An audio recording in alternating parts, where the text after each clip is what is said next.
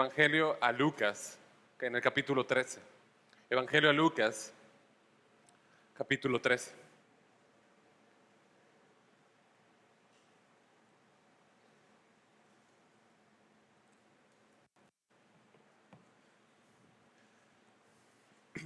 Cantamos, este es el día del Señor, ¿verdad? Entonces, si es el día del Señor, Él tiene dominio en todo, ¿no? Se lo demos o no, Él lo tiene, amén. Pero entreguemos nuestras mentes y nuestros corazones a la palabra. Eso es algo que yo hago. Voluntariamente, con dominio propio, yo le entrego este tiempo al Señor y me enfoco en lo que estoy escuchando. Y abro mi corazón. No solamente lo dejo en la mente, sino pido al Señor que baje a mi corazón. Amén. Bien, el texto que estamos por leer es uno de los textos que yo encuentro más escalofriantes y más terroríficos en toda la Escritura. Y la razón es porque las santas y sabias palabras del Señor Jesucristo responden una pregunta que uno de los oyentes le hace a Jesús. Él toma esta pregunta y la responde a esta persona, pero esa respuesta alcanza no solamente a aquel que efectúa la pregunta, sino a los oyentes que están a su alrededor y por extensión también a nosotros esta mañana.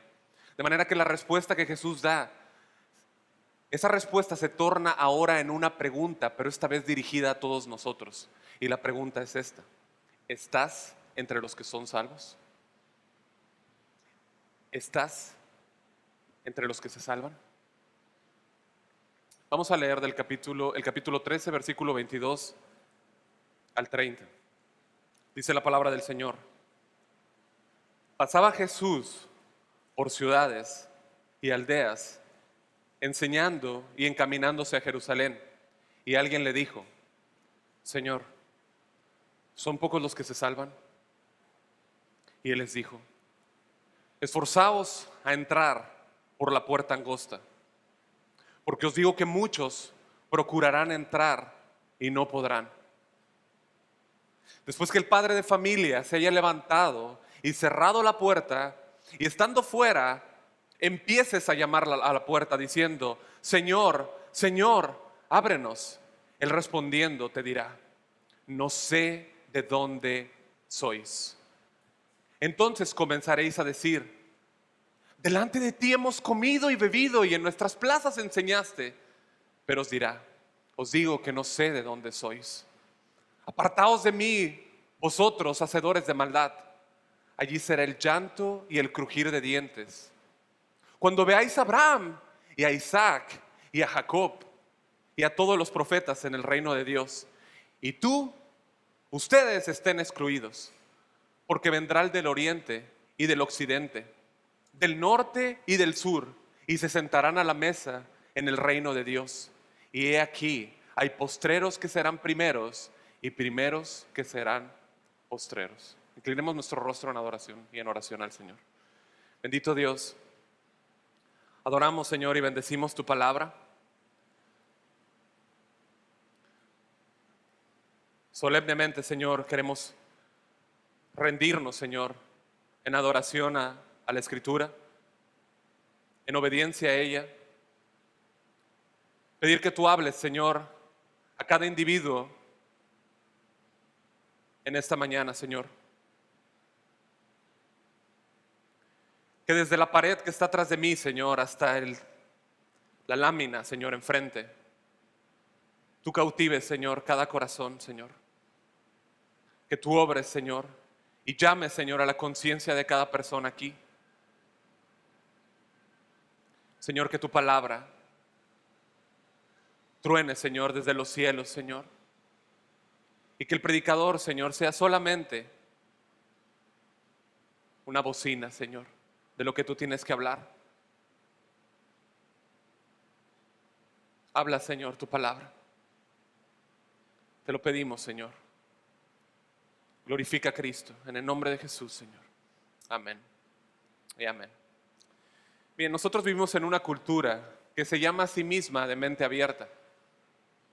Una cultura que se niega a creer rotundamente que haya solamente un camino hacia el cielo. Vivimos en un tiempo donde la gente ha sido adormecida por el entretenimiento y por el pecado.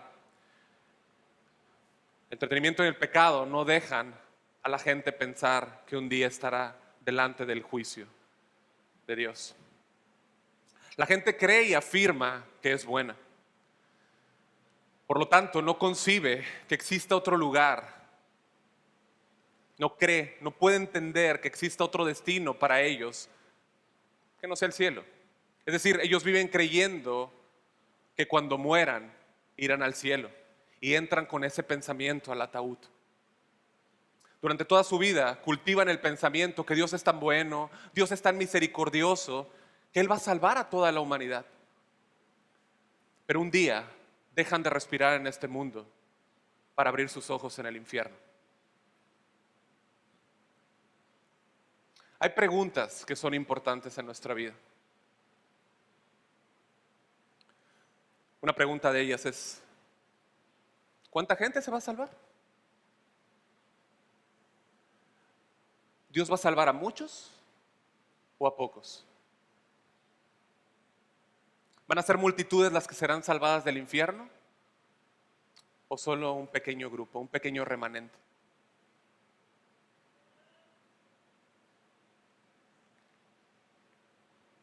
Y entonces, ¿dónde va a pasar la eternidad? La gente que conozco, la familia, mis amigos. Aunque quisiéramos decir que muchos serán salvos, la Escritura nos da vasta evidencia de que van a ser pocos los que se van a salvar. Pocos. Muy pocos.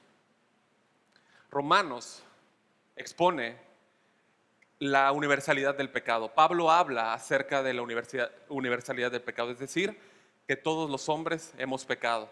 Hemos roto la ley de un Dios santo y justo. Merecemos la ira de Dios. Él dice en Romanos 3:23, por cuanto todos pecaron, están destituidos de la gloria de Dios.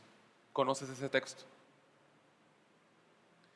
¿De dónde hemos sacado la idea que Dios está obligado a salvar un mundo que ha pecado con Él constantemente? ¿De dónde hemos tomado la idea que Dios está en el deber de salvar personas hostiles, personas que se rebelan constantemente contra su ley?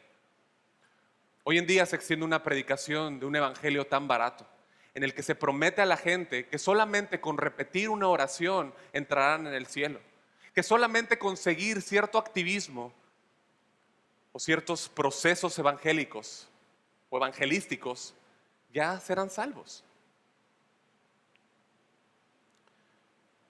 Cristo atrajo pecadores, Cristo atrajo gente, Cristo invitó gente al reino de Dios y nosotros debemos hacer lo mismo, amén. Invitar gente a aceptar la salvación que Él ofrece.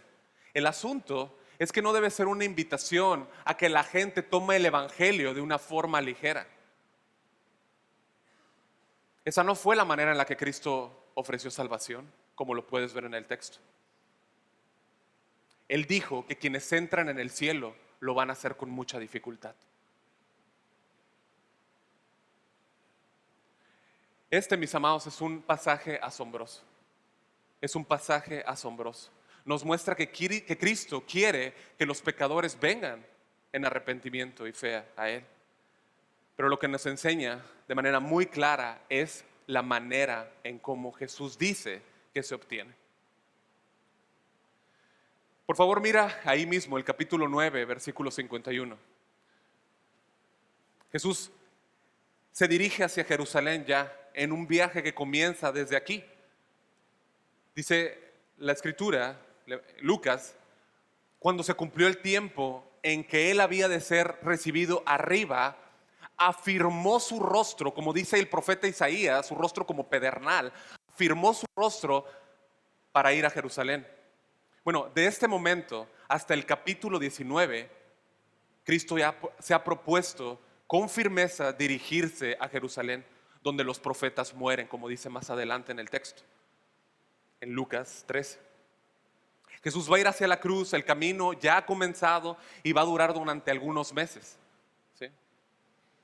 En el versículo 22 dice la palabra que pasaba enseñando por ciudades. ¿Sí? Él está pasando por ciudades y aldeas enseñando a la gente. Seguramente aquí estamos hablando de Judea y Perea, ¿sí? Durante todo su ministerio, Cristo enseñó la palabra.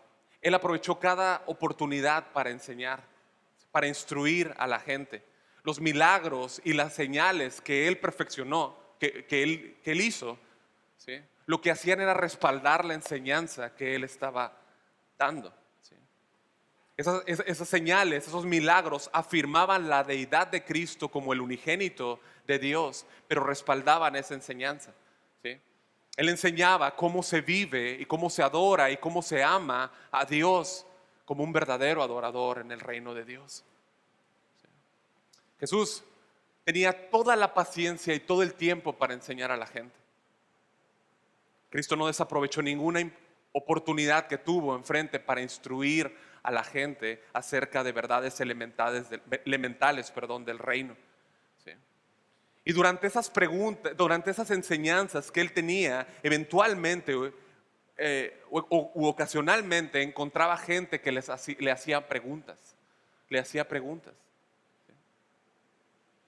Él las contestaba. Bueno, en algún momento de este trayecto entre 9:51 y 19, vemos que una persona se le acerca y lo interrumpe con una pregunta. Señor, ¿son pocos los que se salvan? ¿Son pocos los que se salvan? Sí. Esta era una pregunta bastante polémica, porque era como un debate que había en ese tiempo. Un maestro enseña que habían dos rabinos, un rabino que enseñaba que pocos judíos se salvarían y otro rabino enseñaba que muchos se salvarían. Bueno, Jesús no entró en discusiones. Él no entró en ese debate, en esa polémica, a hablar acerca de porcentajes, ¿sí? Él no empezó a hablar de números. Cristo más bien vio atrás de la pregunta. Él vio a la persona que estaba haciendo la pregunta. Él vio el alma que estaba haciendo la pregunta. El texto no nos dice cuál era la motivación de esta persona que se le acercó, ¿sí? Mucha gente que seguía a Jesús, gente curiosa, gente que buscaba problemas, ¿sí?, gente temerosa, y entre ellos verdaderos creyentes, ¿sí? Bueno, si esta persona era una persona curiosa, pues su curiosidad lo llevó a preguntar, ¿no? Como lo pasa aquí, gente entra por estas puertas con curiosidad, a ver qué es lo que se enseña ahí, ¿no?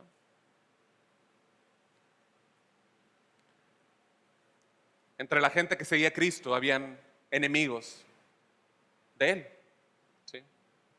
Si esta persona era uno de ellos, pues su pregunta fue hecha para atrapar a Jesús en algo, ¿sí? Él respondía que son pocos los que se salvan, ¿sí? Eso es lo que él estaba esperando. Es decir, perdón, recapitulo la mención. Si en esa búsqueda de atrapar a Jesús, esta persona descubría que Jesús decía que son pocos los que se salvan, entonces podía acusar a Jesús de que era exclusivismo, que era elitista, ¿sí? Pero si Jesús decía que son muchos los que se salvan, entonces lo podía acusar de liberal, ¿no? Siempre hay enemigos de la cruz, siempre hay enemigos de Jesús, siempre buscando algo malo en lo que Jesús dice.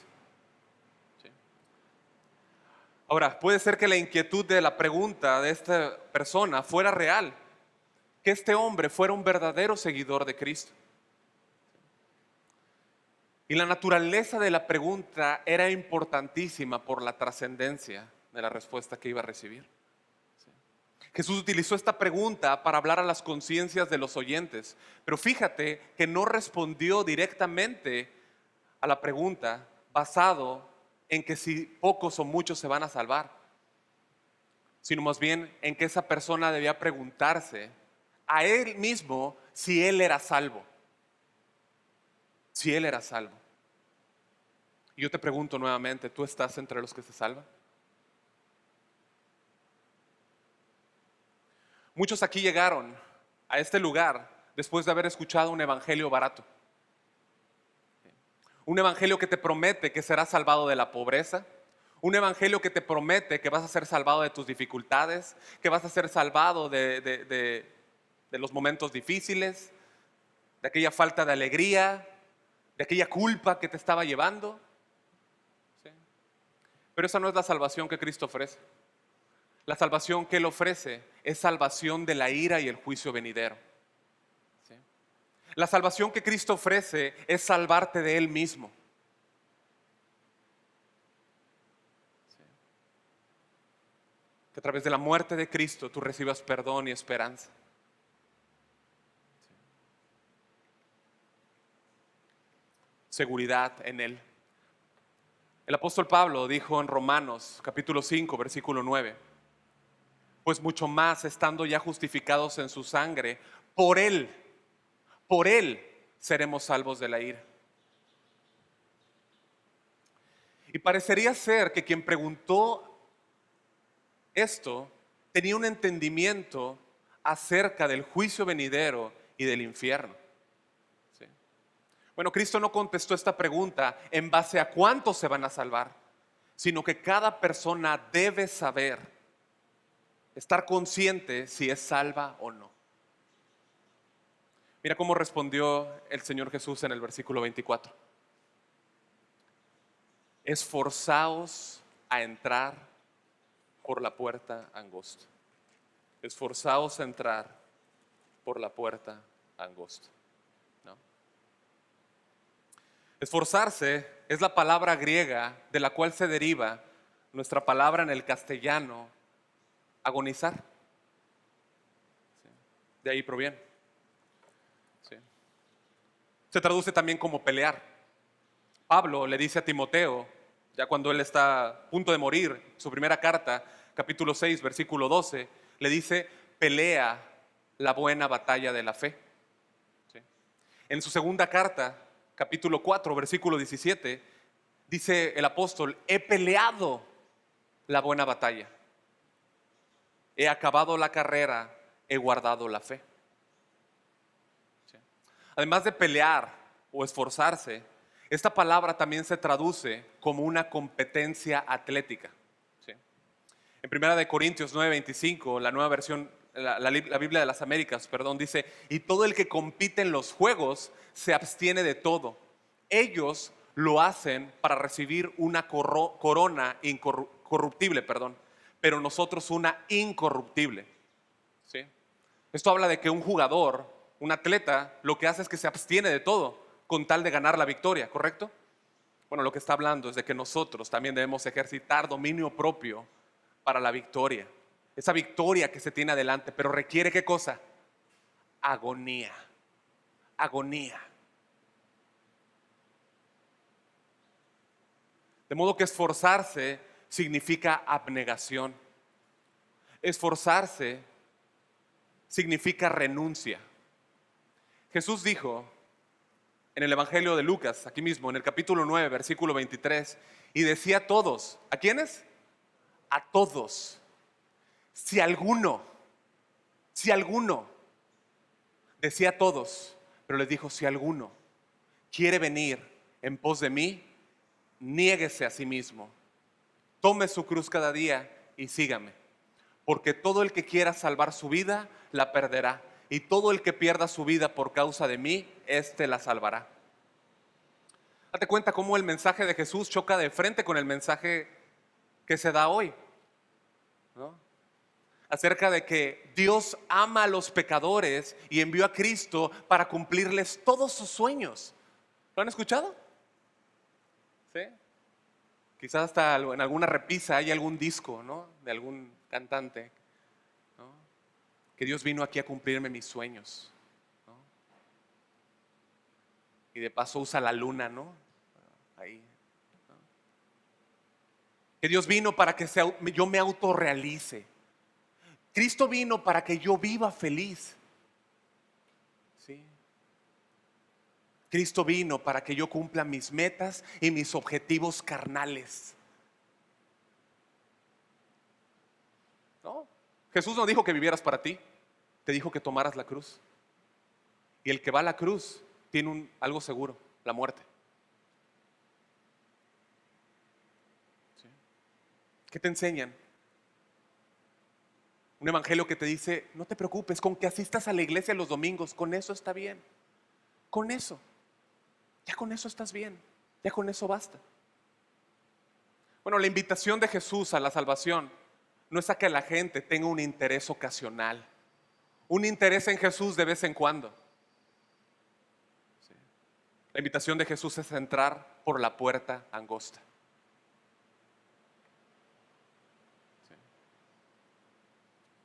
Él está diciendo más bien que si es necesario, vayas a la misma agonía, que te asegures de entrar, que pongas todo tu esfuerzo en entrar por esa puerta, que te lleve a la agonía, no importa, cueste lo que cueste, no importa, entra por esa puerta. Dice, porque muchos buscarán entrar, ¿y qué dice? Y no podrán. No podrán. La salvación es únicamente de Dios. La salvación pertenece a Dios. Jonás 2:9.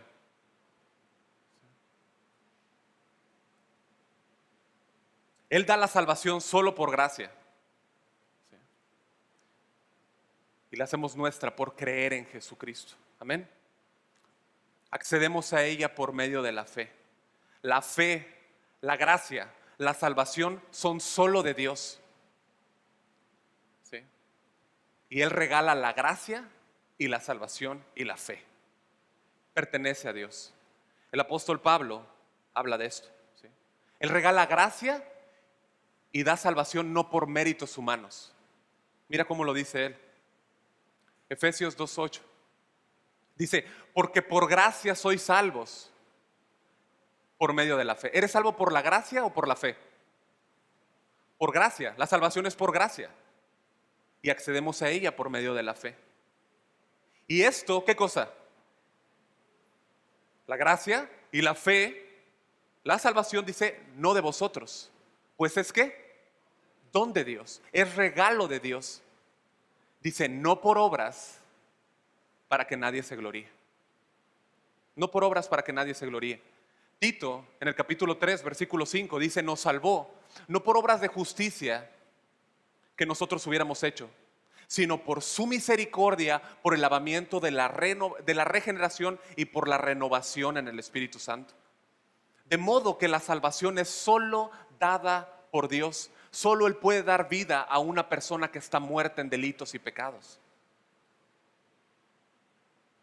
Sin embargo, la salvación, escucha, jamás está desvinculada de la voluntad del pecador.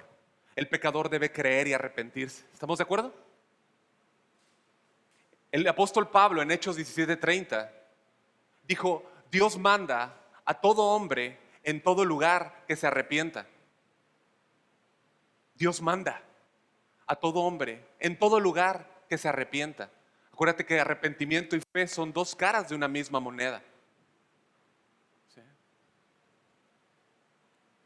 El verdadero evangelio lleva al pecador al arrepentimiento, a esa agonía, a esa lucha, a esa autonegación, a esa renuncia de sus propios deseos egoístas, de sus propios deseos, de sus propios planes, de sus propias metas, con tal de entrar, cueste lo que cueste, por esa puerta angosta.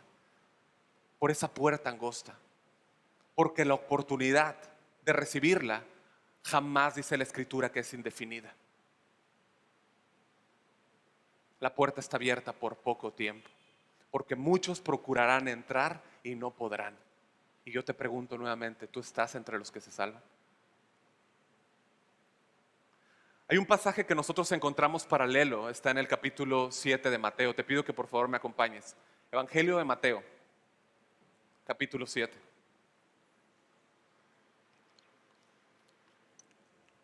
Jesús está hablando aquí en lo que conocemos nosotros como el Sermón del Monte, es el final, al cual pronto entraremos si Dios quiere.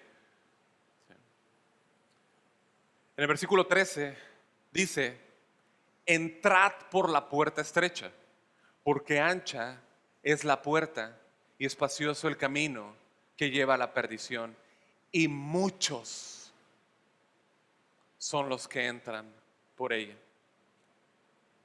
Porque estrecha es la puerta y angosto el camino que lleva a la vida, y pocos son los que la hallan.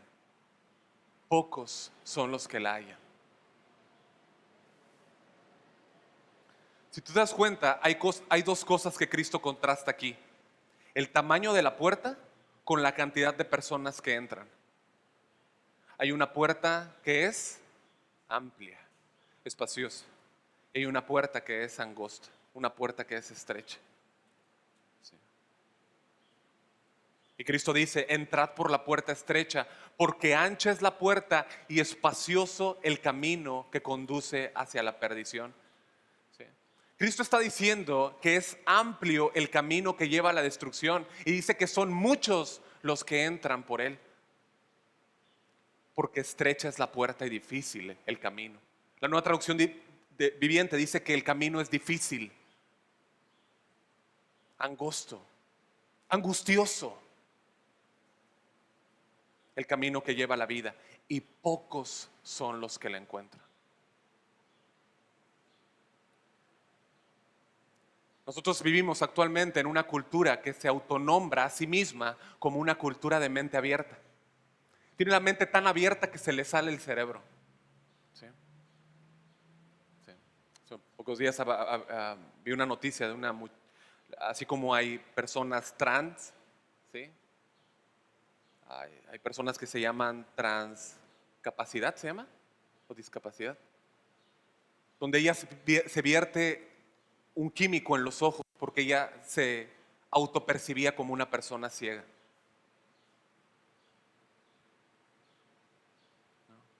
Esta cultura llama o se llama a sí misma como una cultura de mente abierta. Y por eso es que el evangelio es tan odiado por ellos. ¿Sí? O sea, ¿cómo tú, cristianito, me dices que solamente hay un camino a Dios? Ve mis dioses, ve cuántos dioses tengo.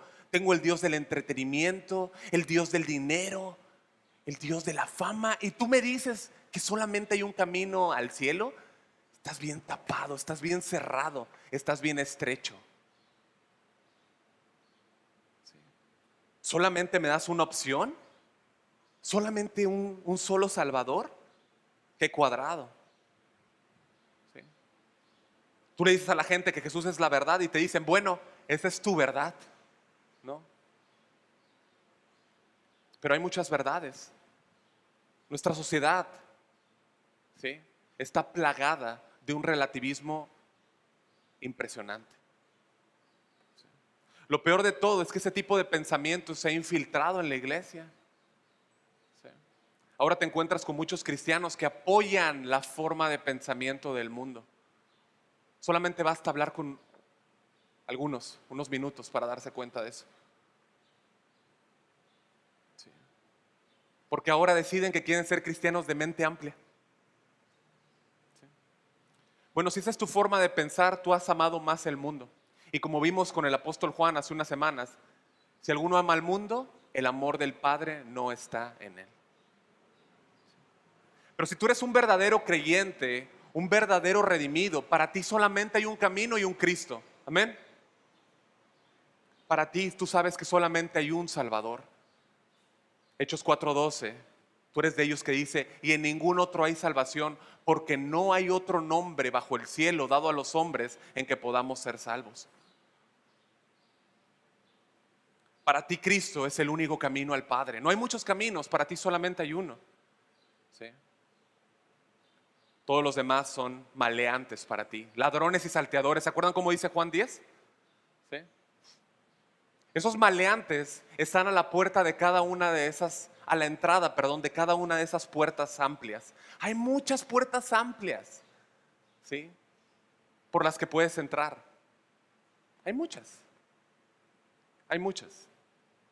¿Sí?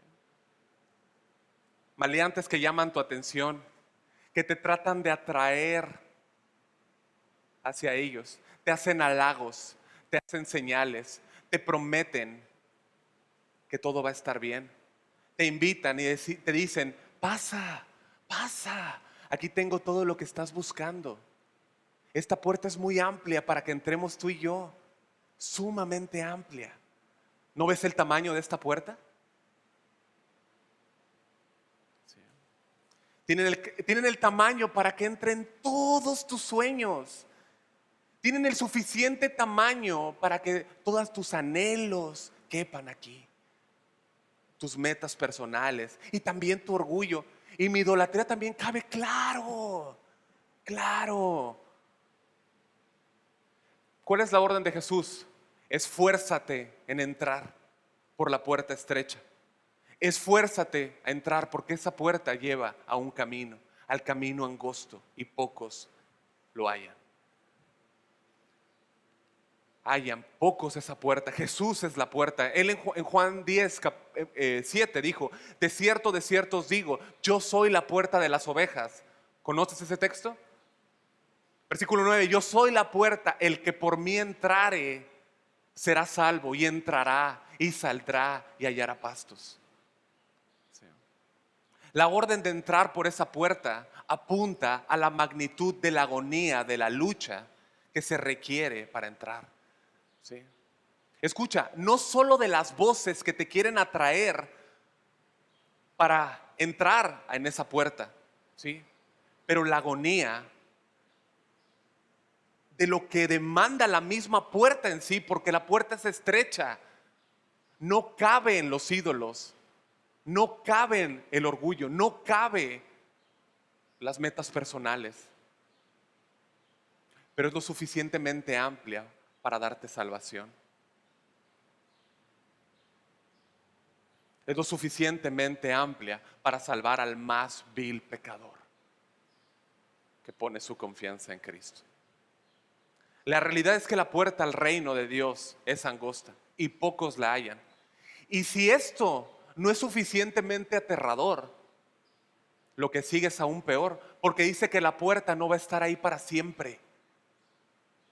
La puerta es estrecha, pero noticias, esa puerta un día será cerrada.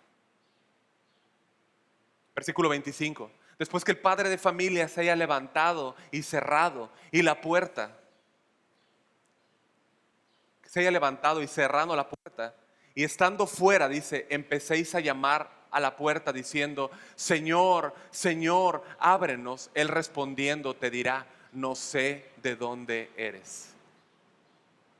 No sé de dónde eres. Estas son serias advertencias de parte de Jesús. En este momento ya no va a haber más oportunidad. La entrada al reino de Dios se habrá acabado, habrá concluido. Ya no habrá más tiempo.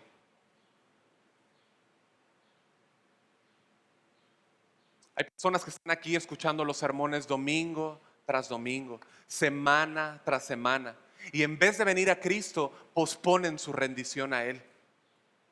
En vez de venir a Cristo, aplazan los términos de paz que Dios les ha ofrecido. Ignoran que al otro lado de la puerta hay destrucción.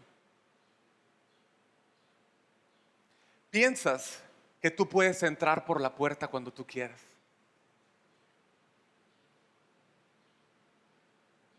Un día esa puerta va a estar cerrada. De la misma manera como sucedió en el diluvio, ¿se acuerdan? 120 años esa puerta estuvo abierta. 120 años estuvo de par en par para que las personas se arrepintiesen,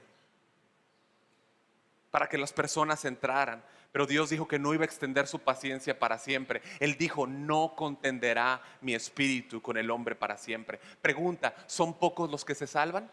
Bueno, el apóstol Pedro, en su primera carta recoge el relato de Génesis, y él dice en el capítulo 3, versículo 20, en la parte B: en los días de Noé, dice, mientras se preparaba el arca, en la cual pocas personas se salvaron. Es decir, 8 fueron salvadas por agua. 8, 8 personas. Pregunta: ¿dónde estaba el mundo entonces? ¿Qué pasó con el mundo que estaba a su alrededor?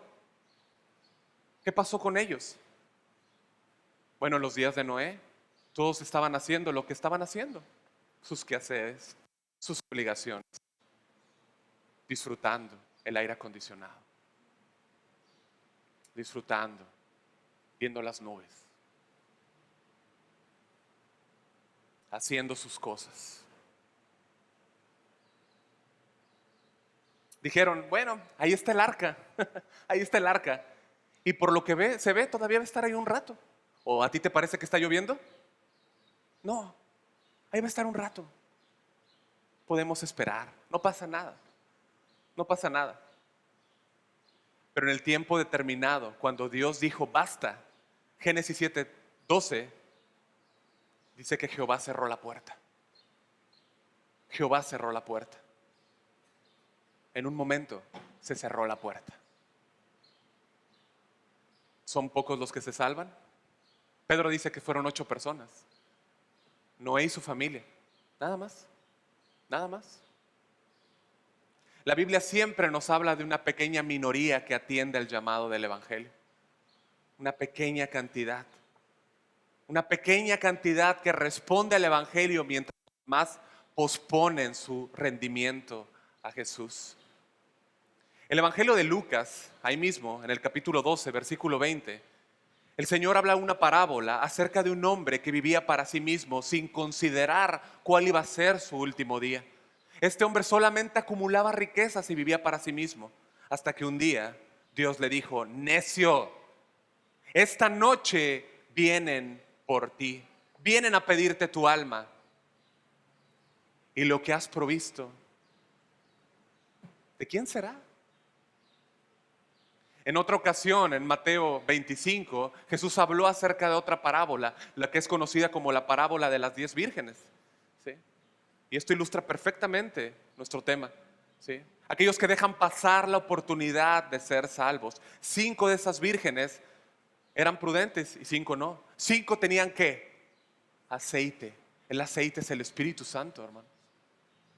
Habían creído y habían sido cubiertos de la justicia de Cristo y tenían el Espíritu. Y 5 eran insensatas y no tenían el Espíritu. No tenían aceite. Muy tarde para comprarlo cuando Cristo llegó. Y dijeron, danos del aceite. ¿Cómo alguien va a pasarle el Espíritu Santo a alguien? Ve tú a comprarlo. Cuando regresaron era muy tarde. Con terror exclamaron, Señor, Señor, ábrenos, ábrenos. Y el Señor les dijo, de cierto os digo, no os conozco. Una vez que se cierra la puerta, no hay nada que tú o yo podamos hacer. Nada. Versículo 25, después que el padre de familia se haya levantado y cerrado la puerta, y estando fuera empieces a llamar la puerta diciendo, Señor, Señor, ábrenos. Él respondiendo te dirá, no sé de dónde eres.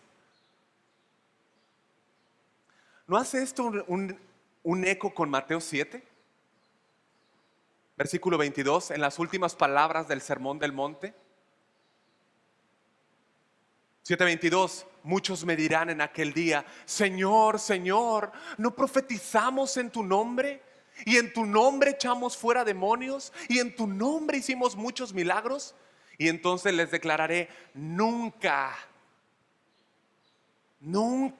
te conocí. Apartaos de mí, hacedores de maldad. Un hacedor de maldad es alguien que no tiene ley. Alguien que no obedece la ley de Dios. Está la ley de Dios, pero dice, yo vivo como quiera. Congregarme, si quiero. Ser santo, nadie me ve aquí. Váyanse, dice el Señor, no los conozco. Yo no puedo imaginar palabras más terribles. Si yo he vivido engañado toda mi vida, estas son las palabras más terribles que perforarán mi alma. Que el mismo Señor me diga, vete, no te conozco. Vete. Vete. No te conozco. Ahora, esto no quiere decir que el Señor Jesús no conociera a las personas. Si hay algo que el Señor no conociese, entonces no sería el Dios absoluto. Si hay algo que Él no conozca de esto, absolutamente, o de esto, o de todo lo que hay, en cómo está constituido yo ni siquiera puedo pronunciarlo, este atril, no sería Dios. pero Él lo conoce todo. Por lo tanto, conocí a esas personas, pero no las conocía en el sentido de salvación. No tenía una vinculación con ellas, no tenía una relación con ellas.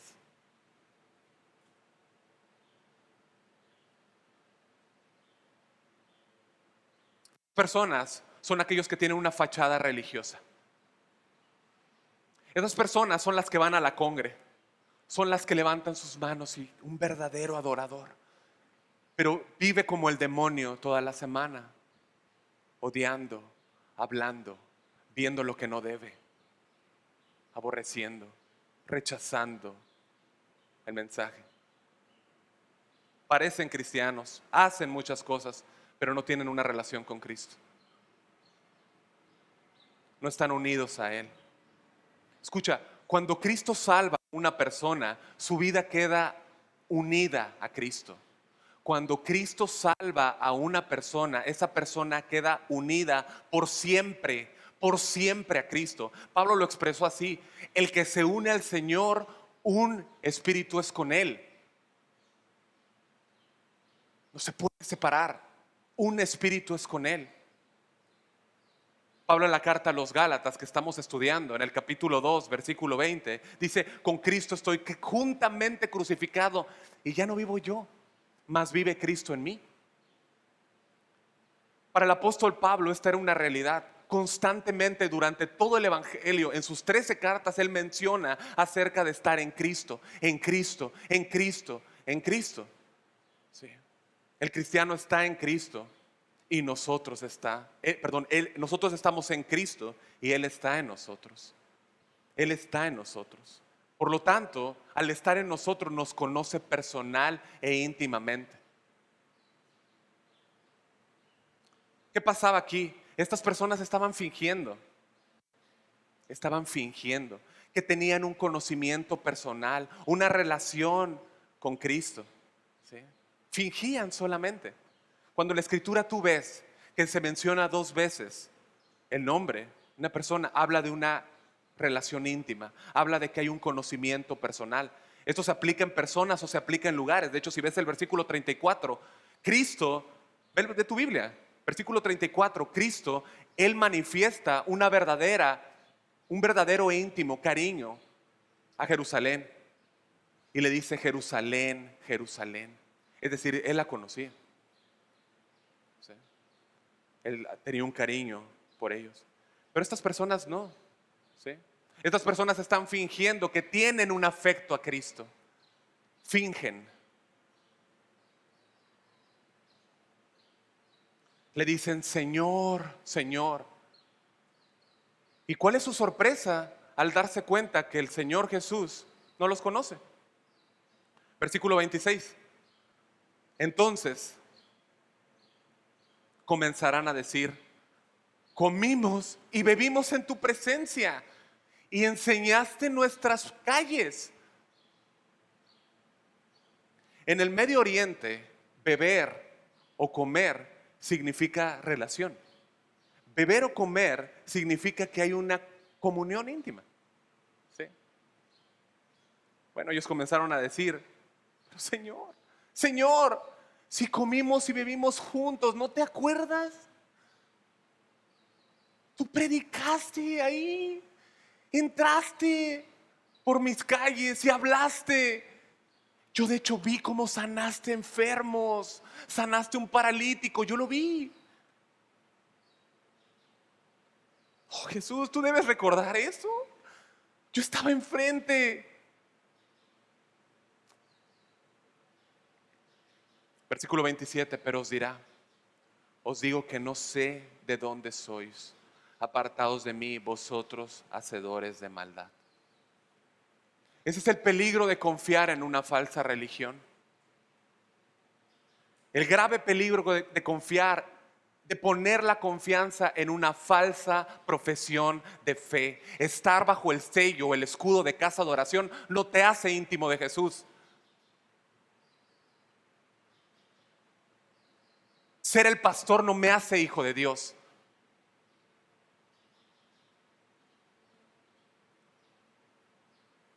Estas personas no tenían una relación con Cristo.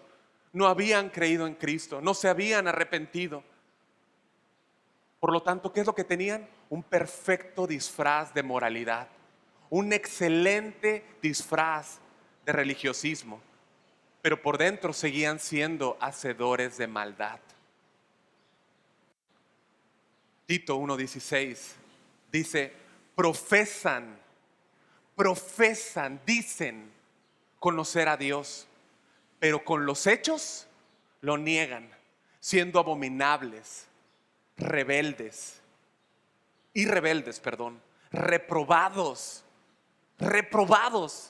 en cuanto a toda buena obra. No se trata de escuchar sana doctrina únicamente. Muchos se pavonean o dicen o salen y es que ahí en casa de oración escuchamos sana doctrina. Eso no te convierte en cristiano. Eso no te convierte en que tengas una relación con Cristo. Creer que por ello ya soy salvo. Escucha, ¿quién estuvo más expuesto a una sana doctrina que Judas? Judas estuvo escuchando de los labios santos del Señor Jesucristo el Evangelio y aún así hoy está en el infierno.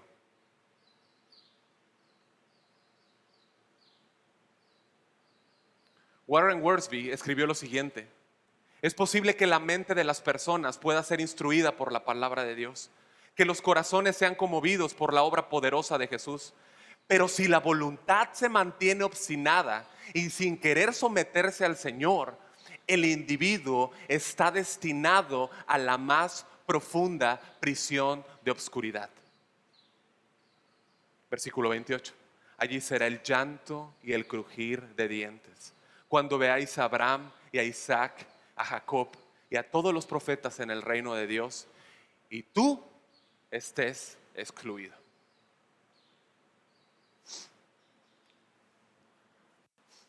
La advertencia de Jesús es escalofriante, es terrible, terrorífica.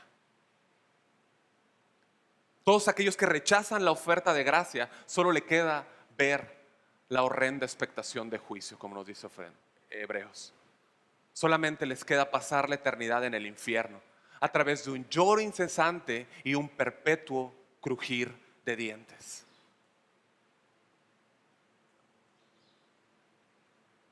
Mueres y despiertas en el infierno. ¿A dónde vas? Solamente hay dos grupos a los que puedes ir: a los que lloran o a los que crujen dientes. Aquellos que sollozan y gimen por siempre, por un lado. Escuchas tu conciencia, aquel gusano que nunca muere, aquella conciencia hablándote y hablándote. ¿Cuántas veces estuviste expuesto a este púlpito? Y sollozas, gimes. Porque el llanto es proporcional a la verdad a la que estuviste expuesto.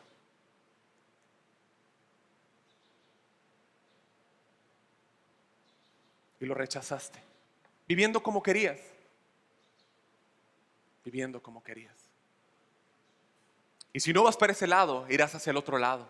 Aquellos que rechinan sus dientes, que los crujen en odio, en rabia contra Dios. Al ver que ahí están los patriarcas, ¿no? Que ahí está Abraham, Isaac y Jacob y los profetas, de quienes escuchaste predicación tras predicación, incluso desde la escuela bíblica, desde que te enseñaban tus padres.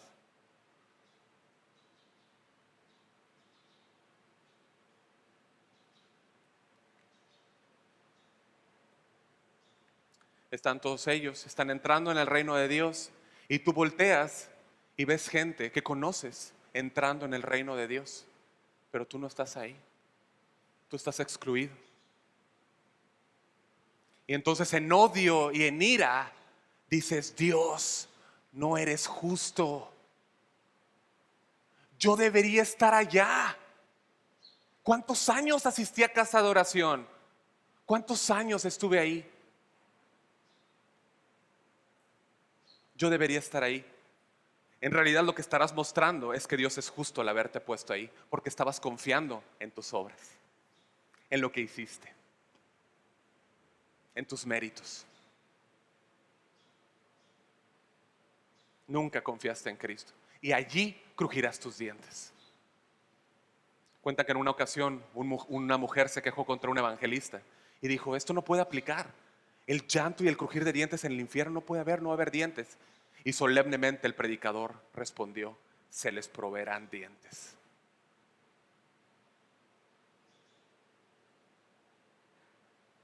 Se les proveerán dientes. Nadie, jamás, nadie habló más del infierno como nuestro Señor Jesús. Nadie. Todo lo que nosotros sabemos hoy del infierno, en su mayoría lo sabemos por el Señor Jesucristo. En Mateo 8:12, Él describe el infierno como el lugar de las tinieblas. En Mateo 13, 42 y 50 se refiere a Él como el horno de fuego. En Mateo 22:13 se refiere a las tinieblas de afuera, donde serán echados los hombres atados de pies y de manos. En 24:51, en el mismo Evangelio de Mateo, lo describe como un lugar de castigo duro donde son enviados los hipócritas. En Mateo 25:30 es el lugar donde el siervo inútil es arrojado. Si Cristo habló del infierno, nosotros debemos hablar del infierno. Yo recuerdo en una ocasión, me tocó, hace, 14, 15 años, me tocó predicar en el teatro de la ciudad. Sí. Y había hablado acerca del infierno y la gente había sido movida, porque eso hace el evangelio. Y después se levantó un predicador y dijo, yo no vengo a hablarles de la dureza de Dios. Yo no vengo a hablarles del juicio. Yo no vengo a hablarles de eso. Jamás lo volvió a ver. Un predicador debe hablar siempre del infierno. Spurgeon dijo, hay algunos ministros que nunca mencionan nada sobre el infierno. He oído hablar de un ministro que le dijo una vez a su congregación, si no amas al Señor Jesucristo, serás enviado a ese lugar que no es de buena educación mencionar. Spurgeon dijo, no se le debería haber permitido predicar de nuevo. Estoy seguro, si no podía usar palabras simples. Escucha, cuando Cristo habló estas palabras a los judíos, fueron palabras muy fuertes. ¿Sí? Porque su orgullo era saberse hijos de Abraham. Ellos creían que solamente por el ser hijos físicos de Abraham merecían entrar en el reino de Dios. Y ahora Jesús les dice que estarán excluidos. Ellos esperaban que por ser linaje de Abraham serían salvos. Pero Jesús les dice que no, que van a llorar y van a crujir sus dientes al ver a sus patriarcas entrar, a los profetas, y ellos no van a estar ahí con ellos. ¿Sí? Pero si eso no era una suficiente razón para crujir sus dientes contra Dios y contra los patriarcas, ¿sí? Ahora a los judíos, verlos entrar, a quienes ellos consideraban como los más rechazados, como los que no merecían entrar, nosotros, verlos entrar, eso iba a producir un crujir mucho más grande en sus dientes. Sí. Versículo 29, porque vendrán del oriente y del occidente, del norte y del sur, y se sentarán a la mesa en el reino de Dios. ¿Qué dice? Se sentarán. Esto es una determinación de Dios, ¿te das cuenta? Vendrán, se sentarán. También esto es una figura del banquete, de la comunión que tendrán los gentiles o que tendremos nosotros, los que seamos creyentes, aquellos pocos, disfrutando de las bodas del Cordero. Apocalipsis 19:9 dice, y el ángel me dijo, escribe, bienaventurados los que son llamados a la cena de las bodas del Cordero. Y me dijo, estas son palabras verdaderas de Dios. Una causa de mayor turbación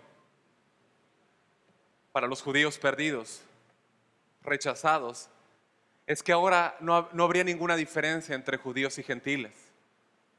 Versículo 30. Y he aquí hay postreros que serán primeros y primeros que serán postreros. ¿Quiénes son los primeros? ¿Quiénes son los postreros? Bueno, los últimos que son primeros son aquellos gentiles. ¿Sí? A los cuales cuando los medios de gracia, el evangelio llegó, con gozo los tomaron. Fueron puestos como primeros. Y los primeros que sean últimos son aquellos a quienes llegaron los medios de gracia primero, el Evangelio, y lo pasaron por alto. ¿Sí? Sea como sea, la Escritura nos dice que en Cristo ya no hay judío ni griego. No hay judío ni gentil. Todos somos uno en Cristo, los creyentes. Sí. Tanto judíos como gentiles creyeron el Evangelio, entraron por la puerta estrecha. ¿Sí? Pero aún a la luz de esta maravillosa misericordia y esta gracia, la Escritura nos dice que son pocos los que hay en la puerta. Son pocos. La puerta a la salvación aún está abierta, invitando pecadores a venir a Cristo. Pero un día esa puerta se cerrará. Un día la vía a la salvación se habrá esfumado, no habrá más. Y la paciencia de Dios terminará y entonces vendrá su juicio. El día de salvación es hoy, es hoy. Según de Corintios 6:2, el apóstol Pablo dijo: en tiempo aceptable te he oído y en día de salvación te he socorrido. He aquí ahora el tiempo aceptable, he aquí ahora el día de salvación.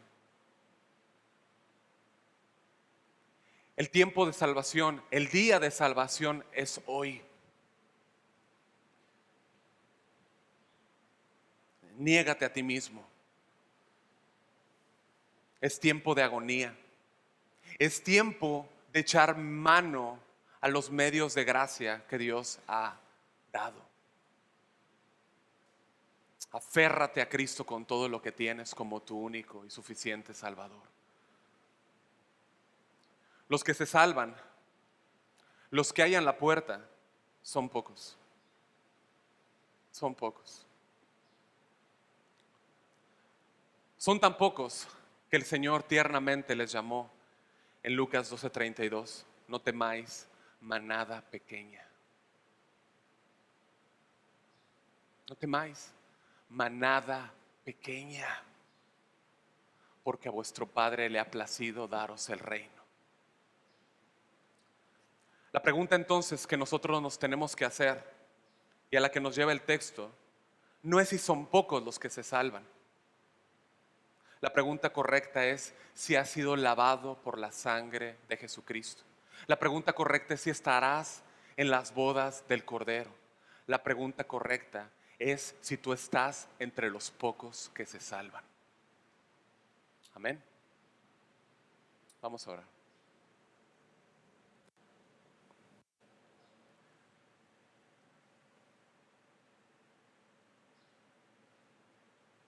Bendito Dios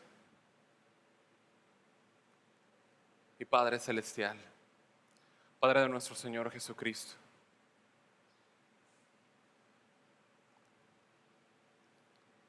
Señor,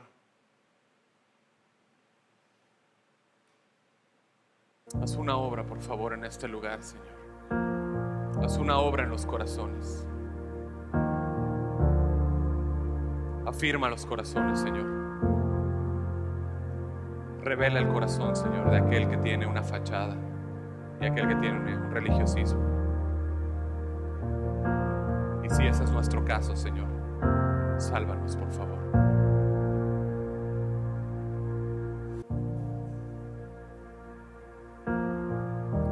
Creemos, Señor, que Cristo es el único Salvador, que Cristo es el único dador de vida, el autor y consumador de la fe, y que solo en Él podemos ser salvos.